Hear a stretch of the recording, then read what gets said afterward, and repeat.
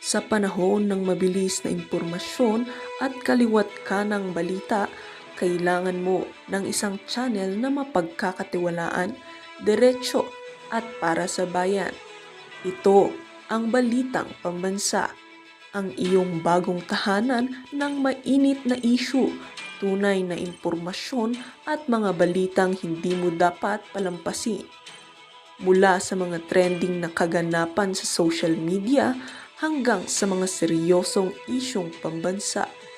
Bantay kami sa bawat sulok ng bansa para sa iyo. Hindi lang basta chismis, kundi validated news, mga impormasyon na may batayan at mga kwento ng tunay na buhay Pilipino. At kung gusto mong laging nauuna sa kaalaman, huwag kalimutang mag-like, mag-share at higit sa lahat, mag-subscribe. Dahil sa Balitang Pambansa, balita mo, boses mo, bayan natin ito.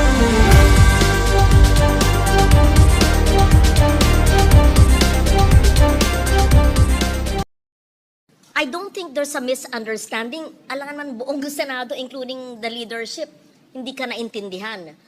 We just wanted to make it clear. Nanggaling po sa inyo na bawasan nyo ang budget ko. You kept on saying, even Senator P, everyone, bawasan nyo yung budget ko kasi talagang hindi akong gumawa ng net na yan. Diba yun ang sabi nyo eh. Kaya po, ang LB Remo at lahat nagpagod, kundi na kami sa magpapagod, nakailang walang tulog. Nakukuha din naman natin. Gusto natin gawin na itong tama kasi nga nakatingin silang lahat sa atin ngayon. At ang tingin ko, mas kailangan natin tignan talaga. Pambihira naman itong si Gong. Kung hindi pa nakatingin ang sambayan ng Pilipino, hindi nyo pagagawin ng tama, ganon. Ibang klase, palakpakan ho natin. Thank you very much, Mr. Chairman. To the Chairman of the Senate Conference for the BICAM, Senator Win, to the Honorable Senators present, to Chairperson Mika Swan Singh, the head of the House Bicameral Conference, and the members of the House of Representatives, good afternoon. I will be very brief, just a few slides po to present. But before that, I think it's very important po for me to make it very, very clear why we are all here discussing this very, very important and quite frankly unprecedented reform measure that the President initiated this year, which is the reduction of the construction materials price data, which has never been done at this level and in this breadth. Ang Pangulo po mismo ang nag-instruct sa akin na ibaba ang presyo ng simento, ng bakal, ng asfalto, ng graba, ng buhangin, at iba pang mga materyales na ginagamit sa pagpapagawa ng ating mga kalye, mga tulay, mga classroom, at iba pa. Hindi pa po ito ginagawa in the past. No, dati po, nagbababa lang ng budget by 10%, pero yung level of detail po na ginawa ng administrasyon ni Pangulong Bongbong Marcos ay ngayon pa lang po nagawa ito. Importante po ito dahil nung kanyang SONA, ang Pangulo po mismo ang bumulgar sa isa sa mga pinakamalaki o siguro pinakamalaking corruption scandal sa history ng bansa. At sabi niya, enough is enough. Kailangan reformahin na natin ang DPWH. Vince, nakikinig lang ako dito sa gilid ha.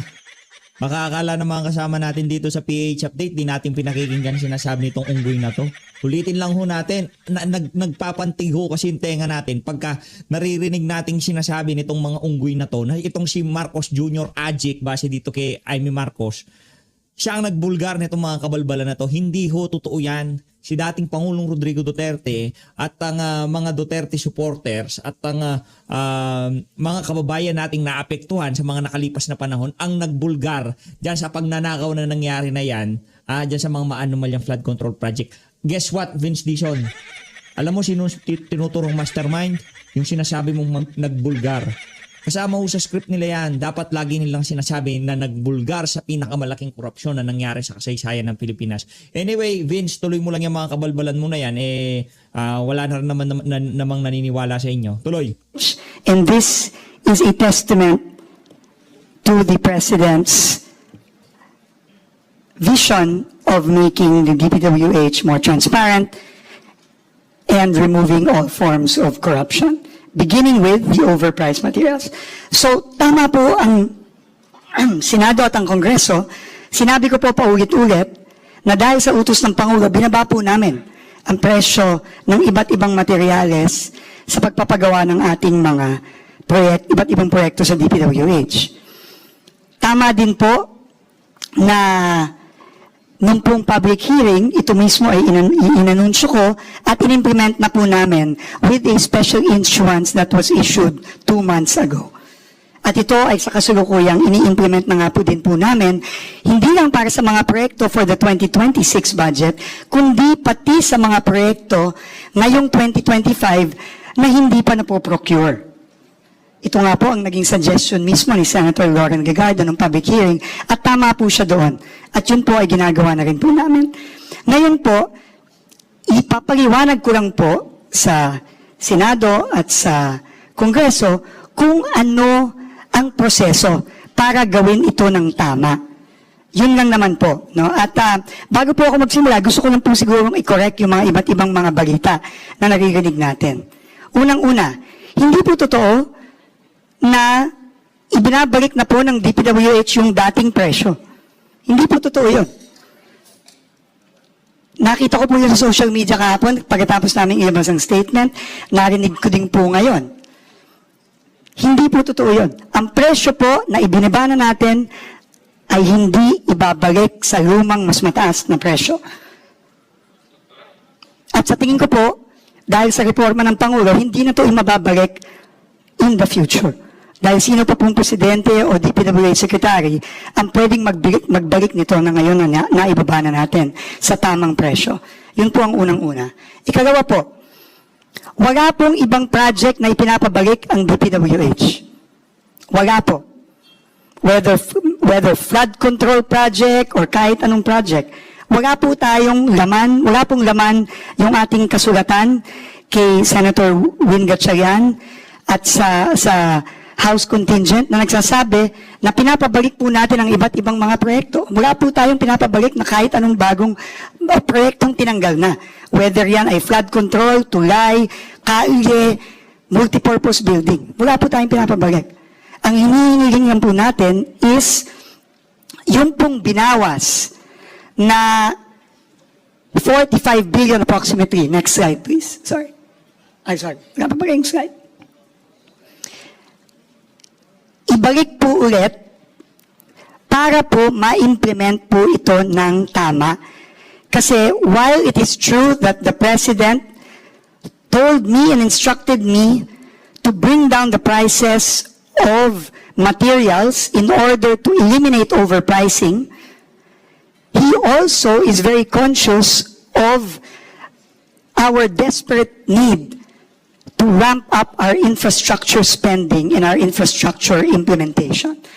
We all know that in the past quarter, the economy only grew by 4%. And this is largely because of the cut in public expenditure, especially in infrastructure. And the President does not want that to happen. Our fear is, and I will show later some examples, that the cut made using our adjustment factors, as Sen Win correctly pointed out, across the board, across roughly 10,000 projects in the General Appropriations Bill, may result inevitably in projects that will end up being unimplementable because of the way that they were applied to the various projects. And I will show that in a few slides. So ito lang po ang aming hinihiling. Hindi ho namin, ulitin ko, hindi ho namin ibabalik ang presyo ulit at itataas. Ikagawa, wala po kaming project na ipapadagdag ulit. Wala pong ibabalik. Wala pong duplicate project na tinanggal na ibabalik. Wala pong flood control project na ibabalik. Klaro po yan. And if I just may go to our statement and how DPWH, according to the engineers I have with me, there are, I think, 4 of them here. Many of them have been in DPWH for decades already. Ang proseso po is kapag binago ang cost ng materyales, kailangan pong gawin ng DPWH, iisa-isahin ang lahat ng proyekto. Dahil ang bawat proyekto po, iba-iba yan. Merong mas maraming simento ang gagamitin, merong mas maraming bakal ang gagamitin, may mas maraming graba ang gagamitin. Depende po yan dun sa program of work. At bawat proyekto po ay iba-iba ang program of work. Kaya po yung mga presyong ibinaba, kailangan po yan i-apply sa program of work ng iba't ibang proyekto, roughly totaling 10,000 projects. Pagkatapos po baguhin ng POW, ang pagbabago ngayon dun sa presyo ay i-reflect na sa bagong approved budget of contract, yung ABC. Kapag po nabawas na yon, bababa po ang ABC. Depende sa laki ng binaba ng presyo, depende kung saan. Tama po si Congressman Alvarez na depende sa lugar, depende. Depende ang presyo ng semento, ng aggregate, ng graba, ng buhangin, ng asfalto, depende sa lugar. So, kailangan po yan iisa-isahin. At kapag po nababa na yung ABC, yung approved budget of contract, ito na po ang magiging bagong budget. At ito na po ang ipapublish ngayon para ipabid at iprocure ng DPWH. Yan po ang proseso. So ito lang po ang gusto namin ipaliwanag. Ngayon po, gusto ko pong magpakita ng mga example ng mga proyekto nandun sa isa sa mga 10,000 proyektong naapektuhan ng pagbaba ng Senate dun sa mga project costs. At dito po makikita natin na hindi po talaga nating pwedeng ibaba na lang ng basta-basta across the board. No? And next slide, please. These are projects, for example, for asphalting in Region 4B and Region 7. In the GAB, in the House version, the budget was 41 million pesos. In the third reading Senate version, it was cut to 12.9, roughly 13 million pesos. Roughly by 68%. And I understand, naintindihan ko po kung saan nanggaling yung 68%. Dahil po para sa asfalto at sa Region 4B, yun pong pinadala nating adjustment factor sa Senate Finance Committee ay 68%.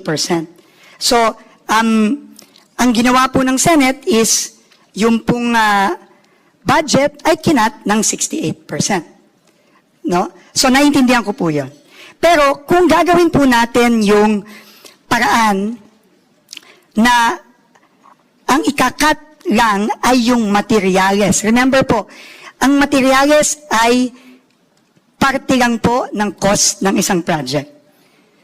Materyales, labor, equipment, at syempre kailangan din po ng contractor's profit, no, which is roughly about 8 to 10%. So, if we apply po yung 68% sa materials only, ang kalalabasan po ay 23% reduction or yung pong 41, bababa po ng 31.5 million. Which means po, meron pong 18 million na mawawala sa pondo ng proyektong ito. At dahil dun po, mahirap na pong i-implement yung proyektong yon.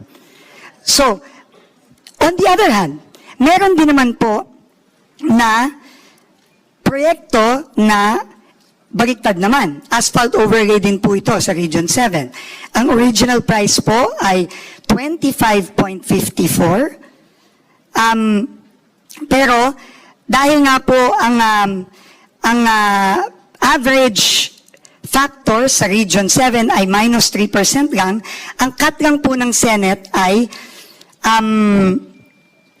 from 25 to 2.4 million, roughly 1 million lang po ang naging cut ng Senate. But if we apply the factor for that specific project given the program of work, it is actually higher. It is not 3%, but is actually minus 37%. So meron pong additional savings doon. No? If I can go further, no? This is for asphalt overlay. Concrete road construction. Ganun din po, no? Sa Region 2 naman. 90 million po. Ang reduction po was 15% because that was the adjustment factor for Region 2 for cement, etc. Ang naging cut po ng Senate was from 90 million to 76.5 million, a reduction of 15%.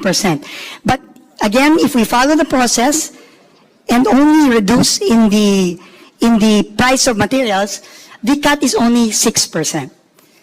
So, although ito po hindi masyadong mataas, pero meron din pong impacto sa implementability ng proyekto. No? But at the same time, sa Region 4B naman, dahil 4% lang po yung yung aming adjustment factor for 4B in general. And 4B po is very special, no? Kasi kahit isang region po yan, iba-iba pong isla yan. Iba-iba po ang sitwasyon sa Palawan, sa Mindoro, sa Romblon, sa Marinduque. Iba-iba po yan. No? Kaya mahirap pong mag-cut lang based sa adjustment factor for that region. So if we apply the adjustment factor in prices, actually, mas malaki po dapat yung cut. Instead of just 4%, it is actually 17%. So may additional savings po na 7 million. So, Mr. Chairman, Madam Chair, yun lang naman po ang gusto naming ipaliwanag. Kaya po kami naniniwala sa DPWH na dapat po ang eksekutibo na ang mag-apply ng mga pagbabago sa presyo. Dahil po yung proseso na ginagawa ng DPWH ay nandyan na. May proseso po tayo para i-apply yung mga reduction. At ito po, mamiminimize natin yung risk na magiging unimplementable or inviable yung proyekto. Pero po, ito po, panghuli ko na lang pong sasabihin ito. Naiintindihan ko po at naiintindihan din po ng Pangulo yung pag-aalinlangan. DPWH has practically zero trust sa ating mga kababayan. And naiintindihan ko po na mukhang mahirap po kaming pagkatiwalaan. Naiintindihan ko po yan. No, na baka pag yan ibinalik sa versions ng HGAB at sasabihin, kami na lang ang gagawa ng pagbaba. Naiintindihan ko po na hindi kami pagkakatiwalaan na gagawin namin ito. Kaya po, naglabas po ako mismo ng department order, which again has never been done, mandating all regional directors, all district engineers to implement this strictly. At kung hindi po ito implement, we will not authorize the procurement of these projects. And if they do not implement it, yan po ay may kaakibat na mga penalty, both administrative and possibly even criminal. Ginagay po namin yan and we have given copies of the department order I signed to the members of the Bicameral Conference Committee. Yun po ang gagawin namin. Alam ko po, mahirap po kaming pagkatiwalaan. Pero yun po ang hinihiling namin sa inyo ngayon. And obviously, Alam mo naman pala, ikaw talaga, Vince, oo. Mahirap talaga kayong pagkatiwalaan. Pambihira naman. Alam mo naman pala. Ano pang ginagawa mo dyan? Sobrang kakapalan na ng mukha yan. Ano ba nangyari? Nauna na ba SOP? Kaya kailangan ngayon, nandiyan ka, nagkukumahog para ika nga, ma-negotiate ang budget? Ano, napag-usapan na? Meron na bang usapan dyan? Meron na ba nakapagbigay ng SOP? Kaya ganyan ho kayo dyan sa DPWH? Nako, Vince Dizon, ha? Binabantayan ho kayo ng sambahin ng Pilipino. Yung pagmamaniobra ang ginagawa ho nila yan. Pustahan tayo sa 2026. Meron na naman problema DPWH. Sigurado ho yan mga kababayan. Abangan nyo lang. O, tuloy ho natin. Congress's oversight function, anytime po, pwede nyo po kaming i-check kung ito po talaga ay ginagawa namin. Lalong-lalo na po, nag-launch na po ng ating Pangulo ang transparency portal ng DPWH. Meron po dong live streaming ng lahat ng mga bids. Makikita nyo po doon, pag pinablish po, mako-compare nyo po, binababa talaga ng DPWH ang cost ng mga proyektong ito. At kung hindi po namin binaba, patawag nyo po kami. Pero ako po, sinasabi ko po sa inyo, I will not allow it. We will not allow it po. Under the department order, we will not allow it. Yan po talaga, kailangan namin i-aproba bago yan i-publish for bidding. Kahit na po magdagdag tayo ng step sa pagpuprocure ng mga proyektong ito, it's worth it to ensure that these projects are implemented with the right prices that we have already prescribed. So with that po, Mr. Chairman, Madam Chair, honorable members of the Bicameral Conference Committee, uulitin ko po, inutos po ng Pangulo na gawin natin ito. This has never been done before.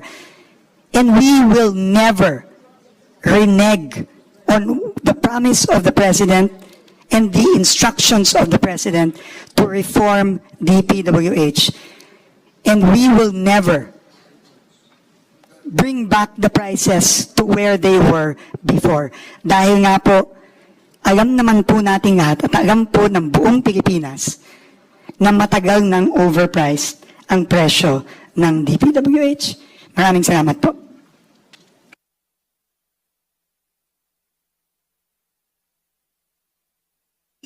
Yes, Senator Lawrence recognized.